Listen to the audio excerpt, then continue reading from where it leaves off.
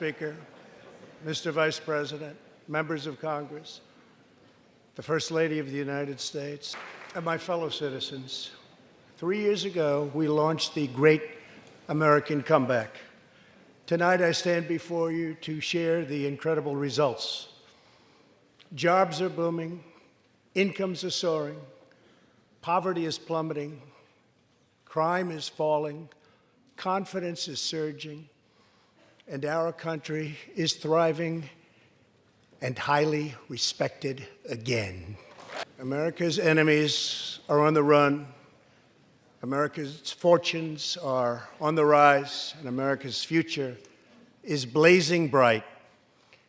The years of economic decay are over. Days of our country being used, taken advantage of, and even scorned by other nations are long behind us. On to the broken promises, jobless recoveries, tired platitudes, and constant excuses for the depletion of American wealth, power, and prestige. In just 3 short years, we have shattered the mentality of American decline, and we have rejected the downsizing of Americans' destiny. We have totally rejected the downsizing. We're moving forward at a pace that was unimaginable just a short time ago, and we are never, ever going back. I am thrilled to report to you tonight that our economy is the best it has ever been. Our military is completely rebuilt, with its power being unmatched anywhere in the world, and it's not even close. Our borders are secure. Our families are flourishing. Our values are renewed. Our pride is restored. And for all of these reasons, I say to the people of our great country and to the members of Congress, the state of our union is stronger than ever before. The vision I will lay out this evening demonstrates how we are building the world's most prosperous and inclusive society, one where every citizen can join in America's unparalleled success, and where every community can take part in America's extraordinary rise. From the instant I took office, I moved rapidly to revive the U.S. economy, slashing a record number of job-killing regulations, enacting historic and record-setting tax cuts, and fighting for fair and reciprocal trade agreements. Our agenda is relentlessly pro-worker, pro-family, pro-growth, and most of all, pro-American. We are advancing with unbridled optimism and lifting our citizens of every race, color, religion, and creed very, very high. Since my election, we have created 7 million new jobs, 5 million more than government experts projected during the previous administration. Unemployment rate is the lowest in over half a century. And very incredibly, the average unemployment rate under my administration is lower than any administration in the history of our country. If we hadn't reversed the failed economic policies of the previous administration, the world would not now be witnessing this great economic success. The unemployment rate for African Americans, Hispanic Americans, and Asian Americans has reached the lowest levels in history. African American youth unemployment has reached an all-time low. African American poverty has declined to the lowest rate ever recorded. The unemployment rate for women reached the lowest level in almost 70 years, and last year women filled 72% of all new jobs added. Veterans' unemployment rate dropped to a record low. Unemployment rate for disabled Americans has reached an all-time low. Workers without a high school diploma have achieved the lowest unemployment rate recorded in U.S. history. A record number of young Americans are now employed. Under the last administration, more than 10 million people were added to the food stamp rolls, Under my administration, 7 million Americans have come off food stamps, and 10 million people have been lifted off of welfare. In 8 years under the last administration, over 300,000 working-age people dropped out of the workforce. In just 3 years of my administration, 3.5 million people, working-age people, have joined the workforce. Since my election, the net worth of the bottom half of wage earners has increased by 47%, 3 times faster than the increase for the top 1%. After decades of flat and falling incomes, wages are rising fast, and wonderfully, they are rising fastest for low-income workers who have seen a 16% pay increase since my election. This is a blue-collar boom. The median household income is now at the highest level ever recorded. Since my election, U.S. stock markets have soared 70%, adding more than $12 trillion to our nation's wealth, transcending anything anyone believed was possible. This is a record. It is something that every country in the world is looking up to. They admire. Consumer confidence has just reached amazing new highs. All of those millions of people with 401ks and pensions are doing far better than they have ever done before, with increases of 60, 70, 80, 90, and 100% and even more. Jobs and investments are pouring into 9,000 previously neglected neighborhoods, thanks to Opportunity Zones, a plan spearheaded by Senator Tim Scott as part of our great Republican tax cut. In other words, wealthy people and companies are pouring money into poor neighborhoods or areas that haven't seen investment in many decades, creating jobs, energy, and excitement. This is the first time that these deserving communities have seen anything like this. It's all working. Opportunity Zones are helping Americans like Army veteran Tony Rankins from Cincinnati, Ohio. After struggling with drug addiction, Tony lost his job, his house, and his family. He was homeless. But then Tony found a construction company that invests in Opportunity Zones. He is now a top tradesman, drug-free, reunited with his family, and he is here tonight. Tony, keep up the great work, Tony. Thank you, Tony. Our roaring economy has, for the first time ever, given many former prisoners the ability to get a great job and a fresh start. This second chance at life is made possible because we passed landmark criminal justice reform into law. Everybody said that criminal justice reform couldn't be done, but I got it done, and the people in this room got it done.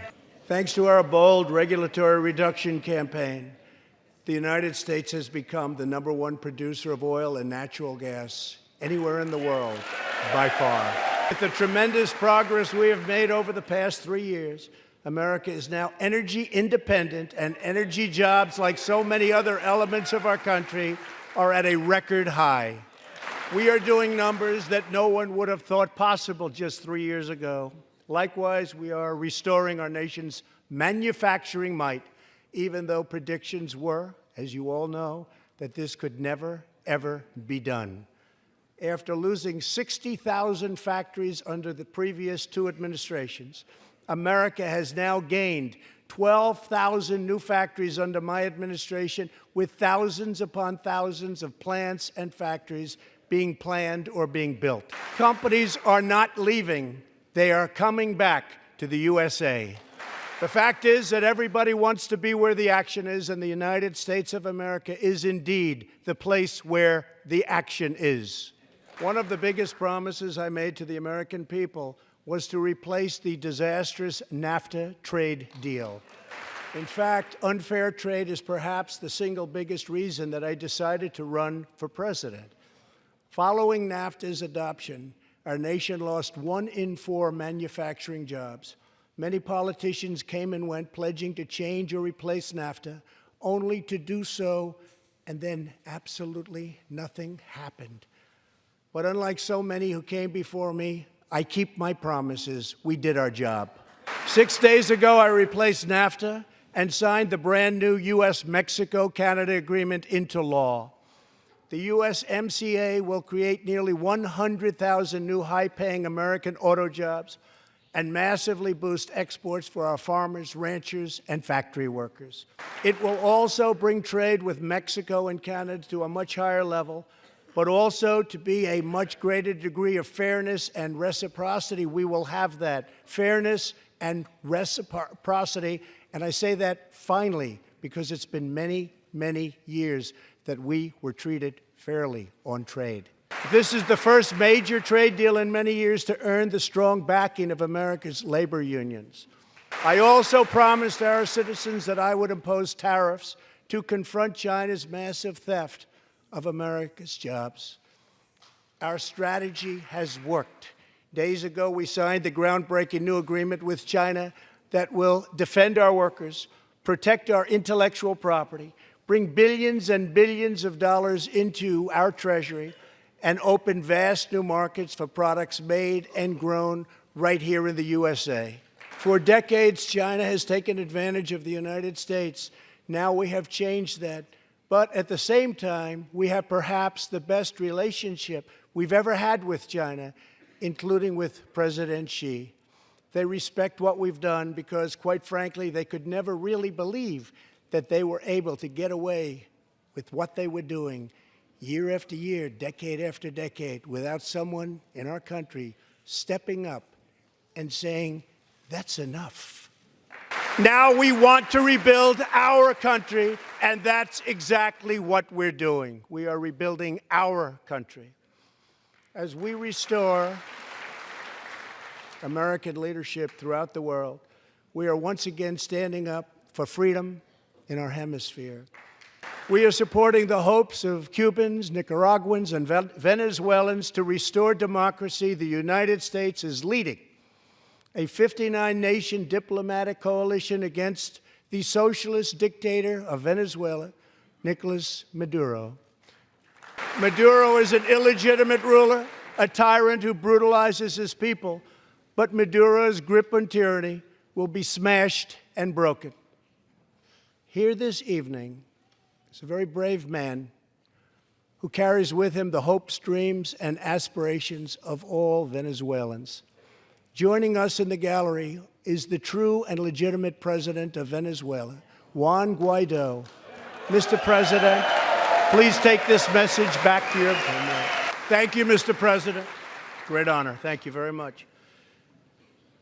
Please take this message back that all Americans are united with the Venezuelan people in their righteous struggle for freedom. Thank you very much. Thank you very much. Socialism destroys nations, but always remember freedom unifies the soul. To safeguard American liberty, we have invested a record-breaking $2.2 trillion in the United States military. We have purchased the finest planes, missiles, rockets, ships, and every other form of military equipment, and it's all made right here in the USA. We are also getting our allies, finally, to help pay their fair share. I have raised contributions from other NATO members by more than $400 billion, and the number of allies meeting their minimum obligations has more than doubled. And just weeks ago, for the first time since President Truman established the Air Force, more than 70 years earlier, we created a brand new branch of the United States Armed Forces. It's called the Space Force. In the gallery tonight, we have a young gentleman, and what he wants so badly, 13 years old, Ian Launfay. He's an 8th grader from Arizona. Ian, please stand up. Ian has always dreamed of going to space. He was the first in his class and among the youngest at an aviation academy. He aspires to go to the Air Force Academy, and then he has his eye on the Space Force. As Ian says, most people look up at space. I want to look down on the world. But sitting behind Ian tonight is his greatest hero of them all. Charles McGee was born in Cleveland, Ohio, 1 century ago. Charles is one of the last surviving Tuskegee Airmen, the first black fighter pilots, and he also happens to be Ian's great-grandfather. Incredible story. After more than 130 combat missions in World War II, he came back home to a country still struggling for civil rights and went on to serve America in Korea and Vietnam. On December 7th, Charles celebrated his 100th birthday. A few weeks ago, I signed a bill promoting Charles McGee to Brigadier General, and earlier today, I pinned the stars on his shoulders in the Oval Office. General McGee, our nation salutes you. Thank you, sir. From the Pilgrims to the founders, from the soldiers at Valley Forge to the marchers at Selma, and from President Lincoln to the Reverend Martin Luther King, Americans have always rejected limits on our children's future.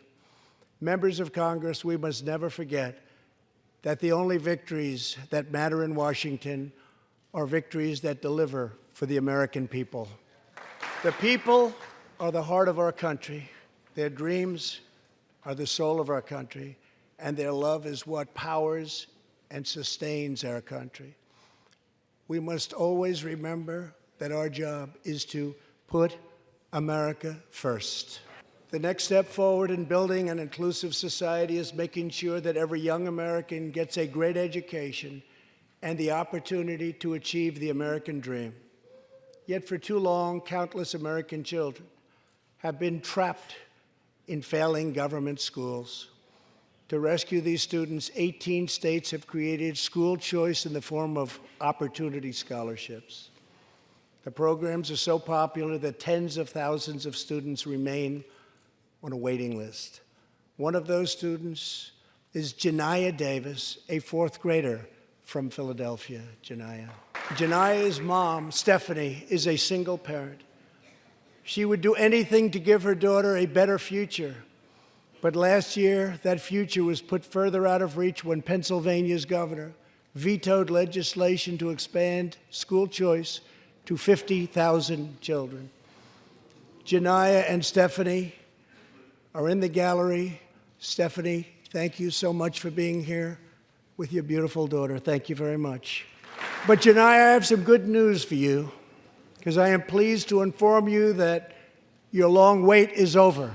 I can proudly announce tonight that an opportunity scholarship has become available. It's going to you, and you will soon be heading to the school of your choice. Now I call on Congress to give 1 million American children the same opportunity Janiyah has just received. Pass the Education Freedom Scholarships and Opportunities Act, because no parent should be forced to send their child to a failing government school. Every young person should have a safe and secure environment in which to learn and to grow. For this reason, our magnificent First Lady has launched the Be Best initiative to advance a safe, healthy, supportive, and drug-free life for the next generation, online, in school, and in our communities. Thank you, Melania, for your extraordinary love and profound care for America's children. Thank you very much.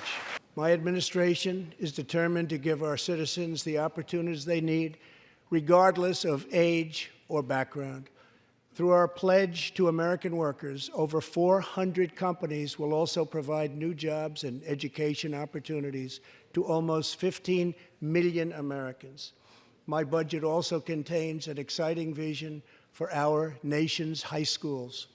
Tonight, I ask Congress to support our students and back my plan to offer vocational and technical education in every single high school in America. To expand equal opportunity, I am also proud that we achieved record and permanent funding for our nation's historically black colleges and universities.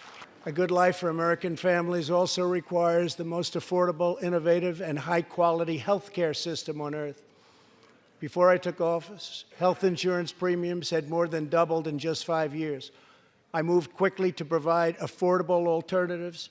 Our new plans are up to 60% less expensive and better. I've also made an ironclad pledge to American families. We will always protect patients with pre-existing conditions.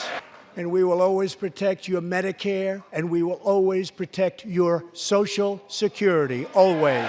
The American patient should never be blindsided by medical bills. That is why I signed an executive order requiring price transparency. Many experts believe that transparency, which will go into full effect at the beginning of next year, will be even bigger than health care reform. It will save families massive amounts of money for substantially better care. But as we work to improve Americans' health care, there are those who want to take away your health care, take away your doctor, and abolish private insurance entirely. 132 lawmakers in this room have endorsed legislation to impose a socialist takeover of our health care system, wiping out the private health insurance plans of 180 million very happy Americans. To those watching at home tonight, I want you to know we will never let socialism destroy American health care. Over 130 legislators in this chamber have endorsed legislation that would bankrupt our nation by providing free taxpayer-funded health care to millions of illegal aliens, forcing taxpayers to subsidize free care for anyone in the world who unlawfully crosses our borders. These proposals would raid the Medicare benefits of our seniors and that our seniors depend on, while acting as a powerful lure for illegal immigration. That is what is happening in California and other states. Their systems are totally out of control, costing taxpayers vast and unaffordable amounts of money. If forcing American taxpayers to provide unlimited free health care to illegal aliens sounds fair to you, then stand with the radical left. But if you believe that we should defend American patients and American seniors, then stand with me and pass legislation to prohibit free government health care for illegal aliens.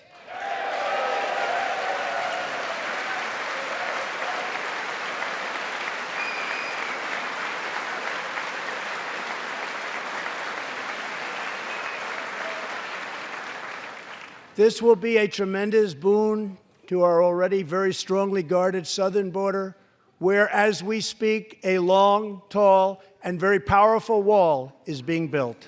We have now completed over 100 miles and have over 500 miles fully completed in a very short period of time. Early next year, we will have substantially more than 500 miles completed. My administration is also taking on the big pharmaceutical companies. We have approved a record number of affordable generic drugs, and medicines are being approved by the FDA at a faster clip than ever before. And I was pleased to announce last year that for the first time in 51 years, the cost of prescription drugs actually went down. And working together, Congress can reduce drug prices substantially from current levels.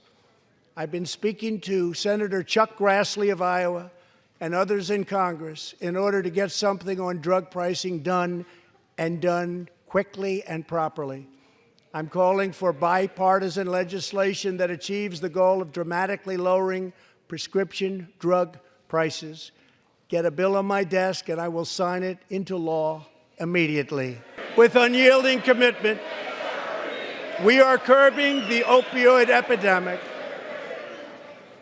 Drug overdose deaths declined for the first time in nearly 30 years. Among the states hardest hit, Ohio is down 22%, Pennsylvania is down 18%, Wisconsin is down 10%, and we will not quit until we have beaten the opioid epidemic once and for all. Protecting Americans' health also means fighting infectious diseases. We are coordinating with the Chinese government and working closely together on the coronavirus outbreak in China. My administration will take all necessary steps to safeguard our citizens from this threat. We have launched ambitious new initiatives to substantially improve care for Americans with kidney disease, Alzheimer's, and those struggling with mental health. And because Congress was so good as to fund my request, new cures for childhood cancer, and we will eradicate the AIDS epidemic in America by the end of this decade. Almost every American family knows the pain when a loved one is diagnosed with a serious illness. Here tonight is a special man, beloved by millions of Americans, who just received a stage 4 advanced cancer diagnosis. This is not good news, but what is good news is that he is the greatest fighter and winner that you will ever meet. Rush Limbaugh, thank you for your decades of tireless devotion to our country. And Rush, in recognition of all that you have done for our nation, the millions of people a day that you speak to and that you inspire, and all of the incredible work that you have done for charity, I am proud to announce tonight that you will be receiving our country's highest civilian honor, the Presidential Medal of Freedom. I will now ask the First Lady of the United States to present you with the honor, please. Rush and Catherine, congratulations. Thank you, Catherine. As we pray for all who are sick, we know that America is constantly achieving new medical breakthroughs. In 2017, doctors at St. Luke's Hospital in Kansas City delivered one of the earliest premature babies ever to survive. Born at just 21 weeks and 6 days and weighing less than a pound, Ellie Schneider was a born fighter. Through the skill of her doctors and the prayers of her parents, little Ellie kept on winning the battle of life. Today, Ellie is a strong, healthy 2-year-old girl sitting with her amazing mother, Robin. In the gallery, Ellie and Robin, we are glad to have you with us tonight. Ellie reminds us that every child is a miracle of life. And thanks to modern medical wonders, 50% of very premature babies delivered at the hospital where Ellie was born now survive. It's an incredible thing. Thank you very much. Our goal should be to ensure that every baby has the best chance to thrive and grow just like Ellie. That is why I'm asking Congress to provide an additional $50 million to fund neonatal research for America's youngest patients. That is why I'm also calling upon members of Congress here tonight to pass legislation finally banning the late-term abortion of babies. Whether we are Republican, Democrat, or Independent, surely we must all agree that every human life is a sacred gift from God. As we support America's moms and dads, I was recently proud to sign the law providing new parents in the federal workforce paid family leave, serving as a model for the rest of the country. Now I call on Congress to pass the bipartisan Advancing Support for Working Families Act, extending family leave to mothers and fathers all across our nation. 40 million American families have an average $2,200 extra thanks to our child tax credit. I've also overseen historic funding increases for high-quality child care, enabling 17 states to help more children, many of which have reduced or eliminated their wait lists altogether. And I sent Congress a plan with a vision to further expand access to high-quality child care and urge you to act immediately. To protect the environment, days ago, I announced that the United States will join the 1 Trillion Trees Initiative, an ambitious effort to bring together government and private sector to plant new trees in America and all around the world. We must also rebuild America's infrastructure. I ask you to pass Senator John Barrasso's highway bill to invest in new roads, bridges, and tunnels all across our land. I'm also committed to ensuring that every citizen can have access to high-speed internet, including and especially in rural America. A better tomorrow for all Americans also requires us to keep America safe. That means supporting the men and women of law enforcement at every level, including our nation's heroic ICE officers. Last year, our brave ICE officers arrested more than 120,000 criminal aliens charged with nearly 10,000 burglaries, 5,000 sexual assaults, 45,000 violent assaults, and 2,000 murders. Tragically, there are many cities in America where radical politicians have chosen to provide sanctuary for these criminal, illegal aliens. In sanctuary cities, local officials order police to release dangerous criminal aliens to prey upon the public instead of handing them over to ICE to be safely removed. Just 29 days ago, a criminal alien freed by the sanctuary city of New York was charged with the brutal rape and murder of a 92-year-old woman. The killer had been previously arrested for assault, but under New York's sanctuary policies, he was set free. If the city had honored ICE's detainer request, his victim would still be alive today. The state of California passed an outrageous law declaring their whole state to be a sanctuary for criminal, illegal immigrants, a very terrible sanctuary with catastrophic results. Here is just one tragic example. In December 2018, California police detained an illegal alien with 5 prior arrests, including convictions for robbery and assault.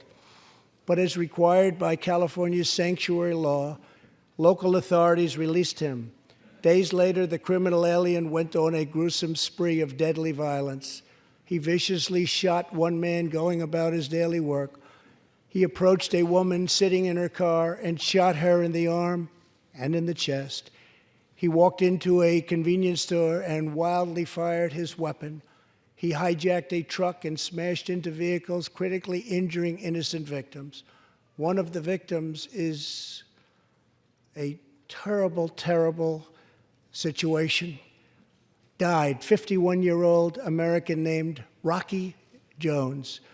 Rocky was at a gas station when this vile criminal fired 8 bullets at him from close range, murdering him in cold blood. Rocky left behind a devoted family, including his brothers, who loved him more than anything else in the world. One of his grieving brothers is here with us tonight. Jody, would you please stand? Jody, thank you. Jody, our hearts weep for your loss, and we will not rest until you have justice.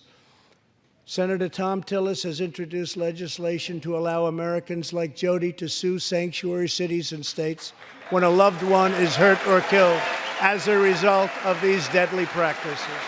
I ask Congress to pass the Justice for Victims of Sanctuary Cities Act immediately. The United States of America should be a sanctuary for law-abiding Americans, not criminal aliens. In the last 3 years, ICE has arrested over 5,000 wicked human traffickers, and I have signed 9 pieces of legislation to stamp out the menace of human trafficking domestically and all around the globe. My administration has undertaken an unprecedented effort to secure the southern border of the United States. Before I came into office, if you showed up illegally on our southern border and were arrested, you were simply released and allowed into our country, never to be seen again. My administration has ended catch and release. If you come illegally, you will now be promptly removed from our country. Very importantly, we entered into historic cooperation agreements with the governments of Mexico, Honduras, El Salvador, and Guatemala. As a result of our unprecedented efforts, illegal crossings are down 75% since May, dropping 8 straight months in a row. And as the wall rapidly goes up, drug seizures rise, and the border crossings are going down and going down very rapidly. Last year, I traveled to the border in Texas and met Chief Patrol Agent Raul Ortiz. Over the last 24 months, Agent Ortiz and his team have seized more than 200,000 pounds of poisonous narcotics, arrested more than 3,000 human smugglers, and rescued more than 2,000 migrants. Days ago, Agent Ortiz was promoted to Deputy Chief of Border Patrol, and he joins us tonight. Chief Ortiz, please stand. A grateful nation thanks you and all of the heroes of Border Patrol and ICE. Thank you very much. Thank you. To build on these historic gains, we are working on legislation to replace our outdated and randomized immigration system with one based on merit, welcoming those who follow the rules, contribute to our economy, support themselves financially, and uphold our values. With every action, my administration is restoring the rule of law and reasserting the culture of American freedom. Working with Senate Majority Leader Mitch McConnell, thank you, Mitch, and his colleagues in the Senate, we have confirmed a record number of 187 new federal judges to uphold our Constitution as written. This includes two brilliant new Supreme Court justices, Neil Gorsuch and Brett Kavanaugh. Thank you. And we have many in the pipeline. My administration is also defending religious liberty, and that includes the constitutional right to pray in public schools. In America, we don't punish prayer. We don't tear down crosses. We don't ban symbols of faith. We don't muzzle preachers and pastors. In America, we celebrate faith. We cherish religion. We lift our voices in prayer, and we raise our sights to the glory of God. Just as we believe in the First Amendment, we also believe in another constitutional right that is under siege all across our country. So long as I am president, I will always protect your Second Amendment right to keep and bear arms. In reaffirming our heritage as a free nation, we must remember that America has always been a frontier nation. Now we must embrace the next frontier, America's manifest destiny in the stars. I am asking Congress to fully fund the Artemis program to ensure that the next man and the first woman on the moon will be American astronauts, using this as a launching pad to ensure that America is the first nation to plant its flag on Mars. My administration is also strongly defending our national security and combating radical Islamic terrorism. Last week, I announced a groundbreaking plan for peace between Israel and the Palestinians. Recognizing that all past attempts have failed, we must be determined and creative in order to stabilize the region and give millions of young people the chance to realize a better future. 3 years ago, the barbarians of ISIS held over 20,000 square miles of territory in Iraq and Syria. Today, the ISIS territorial caliphate has been 100% destroyed, and the founder and leader of ISIS, the bloodthirsty killer known as al-Baghdadi, is dead. We are joined this evening by Carl and Marcia Mueller. After graduating from college, their beautiful daughter, Carla, became a humanitarian aid worker. She once wrote, "Some people find God in church. Some people find God in nature. Some people find God in love. I find God in suffering. I've known for some time what my life's work is, using my hands as tools to relieve suffering." In 2013, while caring for suffering civilians in Syria, Kayla was kidnapped, tortured, and enslaved by ISIS and kept as a prisoner of al-Baghdadi himself. After more than 500 horrifying days of captivity, al-Baghdadi murdered young, beautiful Kayla. She was just 26 years old. On the night that U.S. Special Forces operations ended al-Baghdadi's miserable life, the chairman of the Joint Chiefs of Staff, General Mark Milley, received a call in the Situation Room. He was told that the brave men of the elite Special Forces team that so perfectly carried out the operation had given their mission a name, Task Force 814. It was a reference to a special day, August 14th, Kayla's birthday. Carl and Marcia, America's warriors, never forgot Kayla, and neither will we. Every day, America's men and women in uniform demonstrate the infinite depth of love that dwells in the human heart. One of these American heroes was Army Staff Sergeant Christopher Hake. On his second deployment to Iraq in 2008, Sergeant Hake wrote a letter to his one-year-old son, Gage. "I will be with you again," he wrote to Gage. "I will teach you to ride your first bike, build your first sandbox, watch you play sports, and see you have kids also. I love you, son. Take care of your mother. I am always with you, Daddy." On Easter Sunday of 2008, Chris was out on patrol in Baghdad when his Bradley fighting vehicle was hit by a roadside bomb. That night, he made the ultimate sacrifice for our country.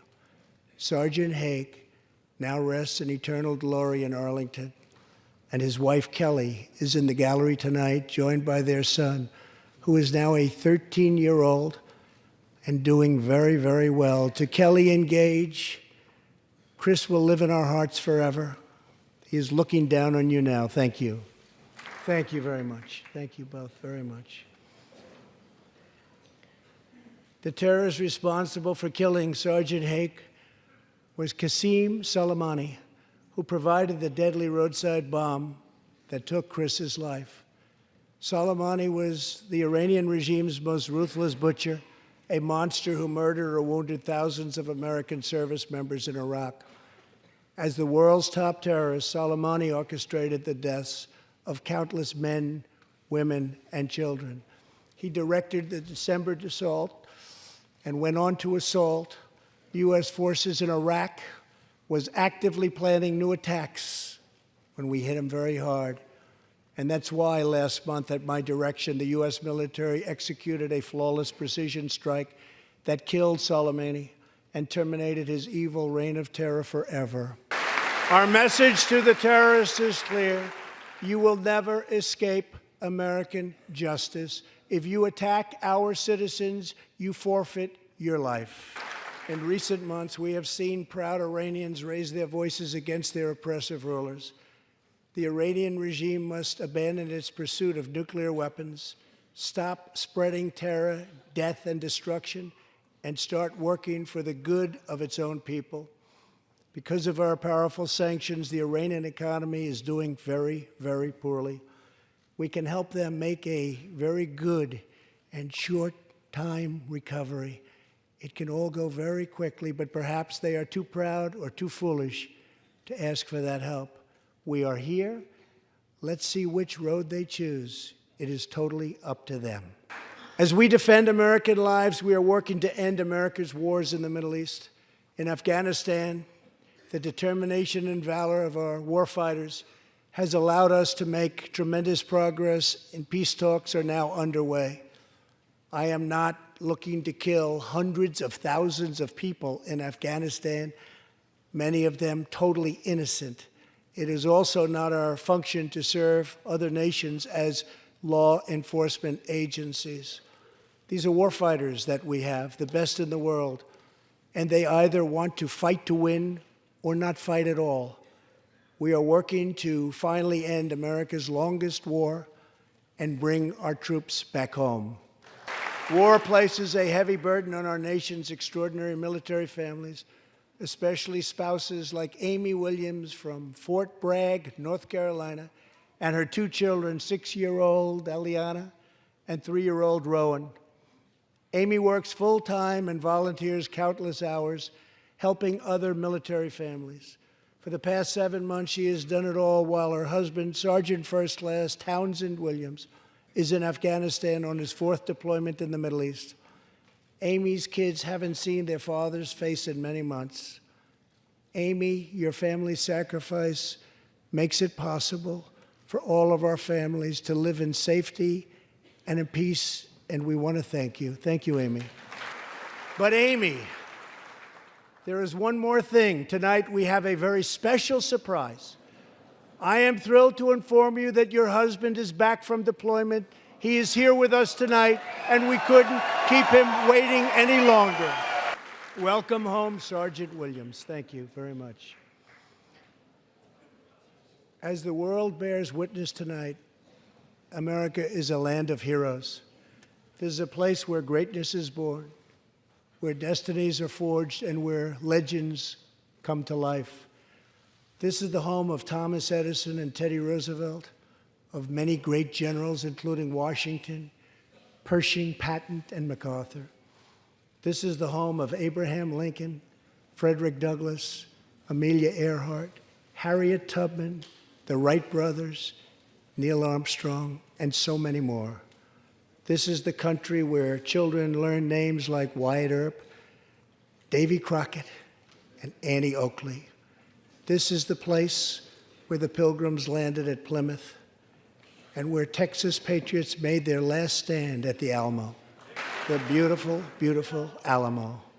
The American nation was carved out of the vast frontier by the toughest, strongest, fiercest, and most determined men and women ever to walk on the face of the earth.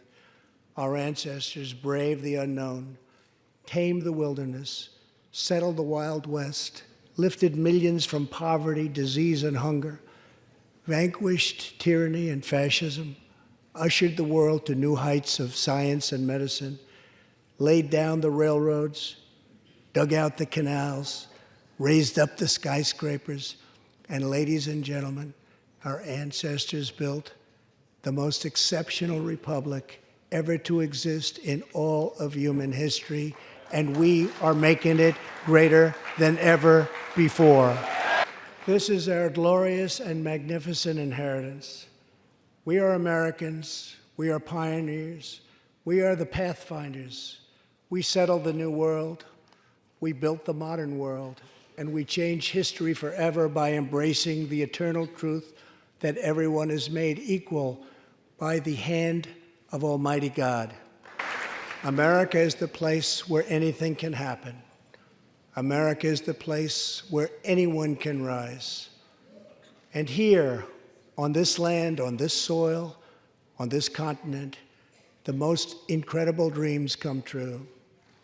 This nation is our canvas, and this country is our masterpiece.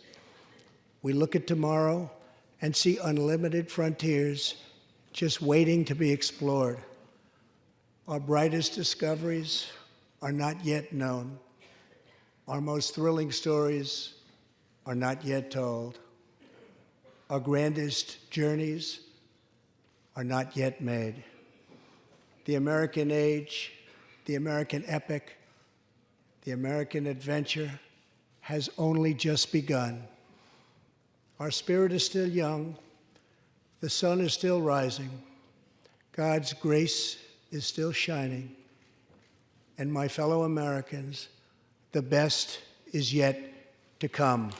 Thank you. God bless you. And God bless America. Thank you very much.